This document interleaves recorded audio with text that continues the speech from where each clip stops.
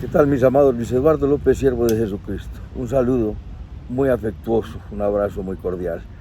Vamos hoy terminando ya casi la primera parte del sermón. El sermón está en 3 capítulos y la primera parte está en ese primer capítulo, que es el número 5, el capítulo 5. Y en esta ocasión el Señor nos está diciendo en 5:48, sed pues vosotros perfectos como vuestro Padre que está en los cielos es perfecto. Luego vamos a ver en la próxima qué significa esa perfección. Pero aquí lo que vemos es que este versículo resume y hace la petición al Santo de Dios, que el Santo de Dios es el santificado por Dios. Nosotros no somos santos por nuestra propia santidad, porque el ser humano no tiene justicia en sí mismo, y justicia es santidad, verdad, equidad, pureza, rectitud, integridad, honestidad, benignidad, solidaridad, nobleza. Todo esto es santidad. Justicia es la justicia de Dios. Sed pues vosotros perfectos como vuestro Padre que está en los cielos es perfecto. Esto resume todo lo dicho en los capítulos anteriores, porque vemos que empieza vemos 3 puntos en esta ocasión. Es el llamado a la santidad, el carácter del Santo de Dios. En segundo lugar son las responsabilidades del Santo de Dios, el santificado por la sangre del Cordero. Y en tercer lugar vemos la justicia practicada por el Santo de Dios, por el redimido, por el cristiano, por el creyente, por el seguidor de Jesucristo. En primer lugar vemos que Jesús llama a la salvación, y llamando al hombre a la salvación lo santifica, le hace santo, es decir, lo separa para él. Santo quiere decir separado para Dios, apartado del pecado y consagrado a Dios. Y vemos en el capítulo 5, en los primeros 12 versículos, el carácter del Santo de Dios, cómo debe ser nuestro carácter. Entonces, en primer lugar, debe ser pobre en espíritu, lo que es reconocer la ruina y su miseria espiritual. En segundo lugar, después de que reconoce su ruina espiritual, el Santo de Dios llora a causa de su pecado. En tercer lugar, se somete a Dios, es manso y humilde de corazón, bienaventurados los mansos. En cuarto lugar, actúa, ya empieza a sentir hambre y sed de Dios. Uno no tiene hambre y sed de Dios si el Espíritu Santo no está dentro de su corazón, y lo conduce a sentir hambre y sed y necesidad de Dios.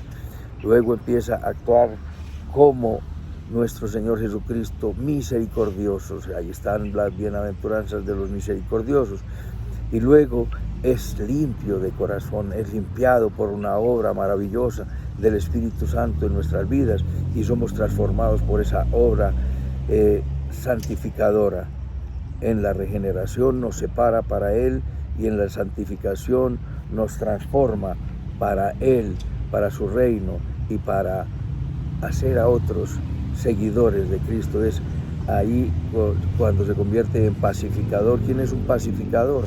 Aquel que pone en reconciliación al pecador con Cristo. Es un ganador de almas, el que lo pone en reconciliación con el príncipe de paz. Luego el santo de Dios, el creyente, por su buen actuar es perseguido, los que padecen por causa de la justicia, y por último es perseguido por servir a nuestro Señor Jesucristo. Como primer punto encontramos entonces el carácter del creyente. En segundo lugar, vemos del versículo 13 al 20 las responsabilidades del creyente. Todo esto significa ser perfecto. Ser perfecto es tener el carácter de Cristo. Ser perfecto implica tener las responsabilidades que nos da el reino de Dios. Y por último, es la justicia practicada, lo que no debemos hacer y lo que sí debemos hacer. Entonces, las responsabilidades del Santo de Dios es que es sal de la tierra y evita la corrupción, y es luz del mundo, y su actuar lo hace abiertamente para que le den la gloria a Dios, no para que le den aplausos, porque muchos lo hacen para que sean admirados, eso es cierto, y ese actuar que no da la gloria a Dios no te sirve para nada. Por eso dice Isaías 64:6, vuestras justicias son como trapos de inmundicia delante de Dios. Y Jesús les dice a los escribas y fariseos, vosotros sois los que os justificáis a vosotros mismos, pero Dios conoce vuestros corazones, porque lo que el hombre tiene por sublime delante de Dios es abominación. Cuando actuamos en una justicia interior de nuestro corazón hacia afuera, no se trata de una justicia externa, sino de una justicia que nace de manera natural y de suyo, desde lo más interior del corazón, y lo produce. El árbol bueno da fruto bueno y el árbol malo da fruto malo, y de la abundancia del corazón habla la boca. Entonces nuestras obras glorificarán a Dios. Y por último nos dice que nuestra justicia debe ser superior a la de los escribas y fariseos. Nuestro actuar, nuestras acciones deben ser bondadosas y superiores, de mayor envergadura en cuanto a un corazón rendido a Dios completamente para la gloria de Dios. Debemos obrar con una justicia que sale desde lo más profundo de nuestro ser, que es la obra que está haciendo nuestro Señor en nuestro corazón, como lo dice en Hebreos 13:20, que el Dios de paz, que levantó de los muertos a nuestro Señor Jesucristo, el gran pastor de las ovejas, por la sangre del pacto eterno, nos haga aptos a nosotros en toda buena obra, para que hagamos su voluntad, para que hagamos lo que a Él le agrada, haciendo Él en nosotros lo que le agrada, y para que nosotros le hagamos, porque somos hechura suya para buenas obras. Esas obras las preparó Dios de antemano para que anduviésemos en Él. Y en tercer lugar, vamos a la justicia practicada, que está del versículo 21 al 48. Y empieza diciendo, no al homicidio. De hecho, el homicidio era malo en el Antiguo Testamento y sigue siendo malo. Y el adulterio era malo en el Antiguo Testamento y sigue siendo malo y seguirá siendo malo. Pero el Señor dice, ¿viste que fue dicho, no matarás? Pero yo te digo, ni siquiera te enojarás. ¿Por qué? Porque ¿con qué empieza el homicidio? Con el enojo. Entonces, si no te enojas, no será la bola de nieve que te llevará a cometer actos peores como el homicidio. Entonces, mis amados, produce luego entonces una adoración acepta delante de nuestro Dios, delante de el Dios de paz, cuando estemos en paz con los hombres. ¿Cómo podemos amar a Dios, adorar a Dios, si no amamos al hermano? Dice el apóstol San Juan en su primera epístola. Dices que amas a Dios y no amas a tu hermano. Dice, el que no ama al hermano es mentiroso. El que no ama al hermano es homicida, lo dice la primera epístola de San Juan. Entonces, para la adoración aceptada por Dios, debes reconciliarte con tu hermano. Si traes tu ofrenda al altar, ve y reconcíliate con el que estás enojado. Si recuerdas que allí tienes algo, alguien tiene algo contra ti, reconcíliate para que Dios acepte tu adoración. Dice que no al adulterio. El Hijo de Dios no puede ser un adúltero.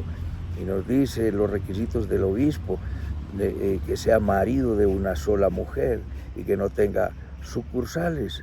Entonces, no al adulterio y menos a la lujuria. No lo pienses en tu corazón, no adulteres en tu corazón. Que Dios haga esa obra en nosotros para que nos enseñe a pensar en lo que es verdadero, en lo que es justo, en lo que es puro, en lo que es amable, en lo que es honesto, en lo que es de buen nombre, en lo que tiene virtud, en lo que tiene dignidad de alabanza, lo que es digno de alabanza.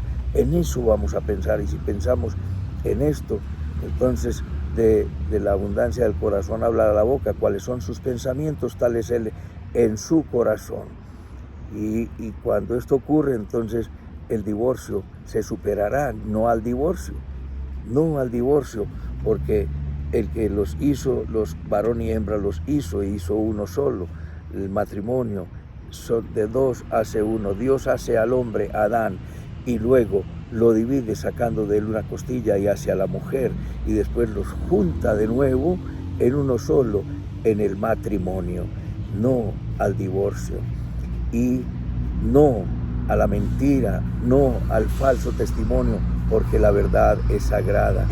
Nos está diciendo también no a la venganza, que fue lo que dijeron los antiguos: no te vengarás ni guardarás rencor a los hijos de tu pueblo, sino amarás a tu prójimo como a ti mismo. ¿Cuál es el verdadero amor? Amar verdadera y genuinamente a Dios. Cuando amamos a Dios, amaremos al prójimo. Que nuestra justicia sea superior a la de los escribas y fariseos, a la de los paganos, porque el pagano, el pecador, el incrédulo, tiene amor por los suyos, tiene amor paternal, maternal, tiene amor fraterno, ama a sus hermanos, tiene amor por sus compinches, por sus compañeros de delito, tienen amor, pero no se trata de que nosotros vivamos como vive el creyente, no ha de vivir como vive el pagano, porque como hemos dicho, el amor natural sencillamente le hace bien y él hace bien, pero si le hacen mal, hace mal. Y pagar mal con mal o bien por bien, eso es natural, eso es humano, ¿cierto? Pagar mal por el bien que nos hagan, eso es diabólico. Te hacen bien y tú pagas mal, eso es inspirado en las mismas tinieblas, en el mismo infierno. Lo que hay que hacer es pagar bien cuando te hacen mal, cuando te hagan bien, siempre responder con el bien, como dijo San Pablo: no seas vencido de lo malo, vence con el bien el mal. Es la justicia superior, no a la venganza. Y nos está diciendo que no hemos de proceder mal contra aquel que mal procede en contra de nosotros. No resistáis al que es malo, todo lo contrario, orar nos manda el Señor, a orar por los que nos ultrajan, a orar por los que nos persiguen, nos manda a la milla extra. Si te quitan la túnica, también déjales la capa. Es nunca responder con agravio, de ninguna manera. No te enojes por nada, airaos, pero no pequéis, no se ponga el sol sobre vuestro enojo, dijo San Pablo en Efesios 4:22, 4:26. Airaos, pero no pequéis. Uno naturalmente se puede enojar porque tenemos esa sensibilidad y respondemos a esos estímulos, pero no nos vamos a quedar enojados. Hemos de buscar la reconciliación. Busquemos la reconciliación, mis amados, orar por los que nos persiguen, orar por los que nos ultrajan. Tenemos un ejemplo en nuestro Padre Dios, de manera, mis amados, que nuestro Padre es bueno.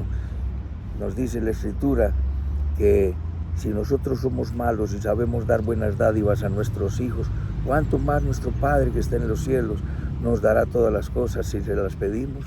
Si le pedimos un pan, no nos dará una piedra. Si les pedimos un pez, no nos dará una serpiente. Si le pedimos un huevo, no nos dará un escorpión, dice Lucas 11:13. Entonces, mis amados, el gran ejemplo lo tenemos en nuestro Señor Jesucristo.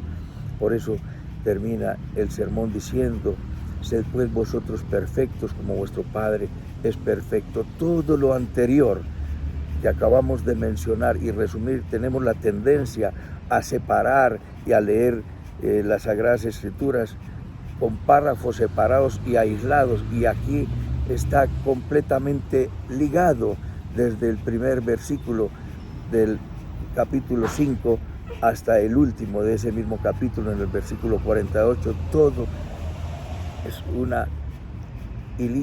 un hilito, una hilera, el uno al otro, lleva al otro.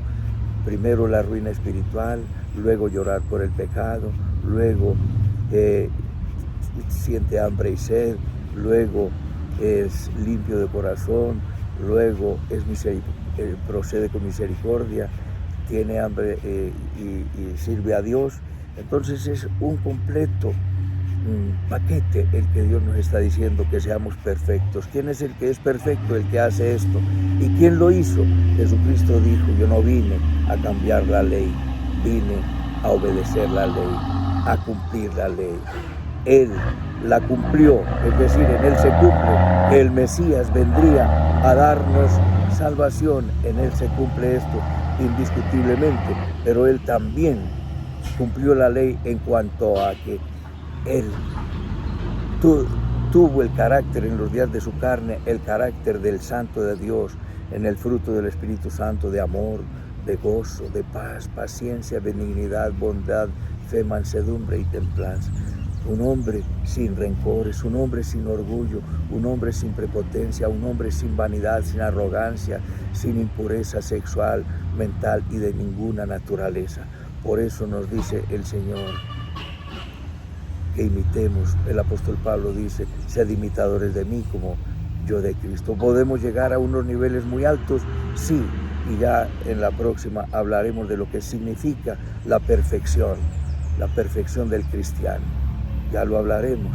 Es, como adelanto, es ser aptos, porque el santo de Dios siempre tendrá hambre y sed de justicia. Hay necesidades que estar supliendo, y mientras estemos habitando en este cuerpo, que es cuerpo de pecado, siempre habrá necesidades de transformación. Siempre lograremos mejorar y nunca llegaremos a la perfección moral. Por eso Él dice que nos dio ejemplo para que sigamos sus pisadas. Ponte en las manos del Señor y busca la excelencia. Somos llamados a la excelencia en el amor, a la excelencia moral, a la excelencia en el servicio, a la excelencia en la generosidad y en la bondad y en la pureza, para que seamos verdaderos hijos de nuestro Dios y reflejemos la paternidad de nuestro Padre Celestial. Inclina tu rostro y dile conmigo: bendito Padre Celestial, te doy las gracias por tu palabra. Te pido perdón por todos mis pecados. Confieso que Jesucristo es mi Señor, mi Dios y mi Salvador.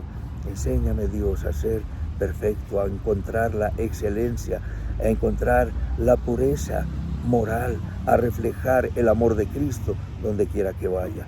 Recibe toda la adoración, la gloria, la honra y la alabanza. Te entrego mi vida, Jesús. Gracias por ser mi Dios y mi Salvador. En Cristo Jesús, Señor nuestro. Amén, amén y amén. Un abrazo, mis amados, y hasta otra oportunidad.